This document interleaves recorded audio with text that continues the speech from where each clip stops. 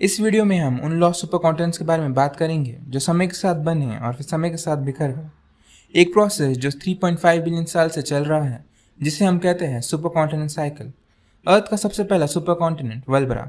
3.3 billion साल पहले अर्थ एक यंग अनस्टेबल प्लैनेट था। चारों तरफ लावा, टॉक्सिक गैस और एक स्काई जिसमें ऑक्सीजन के नाम पे कोई चीज़ नहीं थी। लेकिन उसी बर्निंग chaos के बीच कुछ टेक्टोनिक प्लेट्स आसपास में टकराए। दो एशियन पीसीज, कपवल क्रेटॉन आज का मॉडर्न डे अफ्रीका और पिलबरा क्रेटॉन ऑस्ट्रेलिया का पार्ट, स्लोली कोलाइड हुए और बन गया धरती का सबसे पहला सुपर कॉन्टिनेंट वल्बरा। वल्बरा छोटा था, लगभग 5 से 8 मिलियन स्क्वायर किलोमीटर्स का लैंड मास, आज के ऑस्ट्रेलिया जितना, और चारों तरफ से ओशन से घिरा हुआ।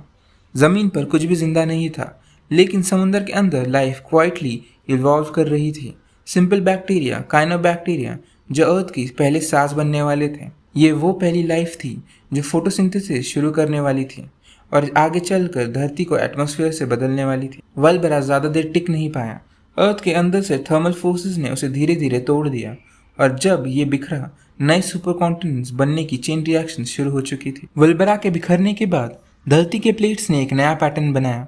लगभग 3 बिलियन साल पहले बना एक छोटा लेकिन ज़्यादा स्टेबल कॉन्टिनेंट अर्थ का साइज सिर्फ 2 to 3 मिलियन स्क्वायर किलोमीटर्स था, ऑस्ट्रेलिया से भी आधे जितना। लेकिन इसने कुछ खास किया। यह धरती का पहला कॉन्टिनेंट था जो मिलियंस ऑफ ईयर्स तक टिका। ओशंस के अंदर काइनोबैक्टीरिया अब और तेजी से ऑक्सीजन बनाने लगे और इसी दौर में एटमॉस्फेयर धीरे धीरे चेंज हो रहा था। अर्थ का सफ़र बहुत लंबा था और इसी ने अगले सुपर कॉन्टिनेंट के लिए फाउंडेशन बनाई। लगभग 2.7 बिलियन साल पहले अर्थ ने छोटे छोटे लैंडमास के साथ जुड़कर एक नया सुपर कॉन्टिनेंट को जन्म दिया, कनालैंड।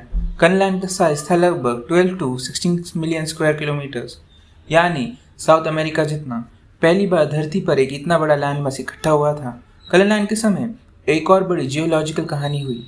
धरती ने अपना सबसे पहला आइस एज फेस किया। अंदर से लावा, बाहर से बर्फ, एक थर्मल इम्बैलेंस जिसने सुपर कॉन्टिनेंट को तोड़ दिया। स्लोली कनालैंड में क्रैक्स दिखने लगे। मैंटल प्लूम्स और टेक्टोनिक स्ट्रेस ने इसे टुकड़ों में डिवाइड कर दिया और जब ये टूटा, नए पीसेस से मिलकर धरती का एक अगला सुपर कॉन्टिनेंट बना, नूना।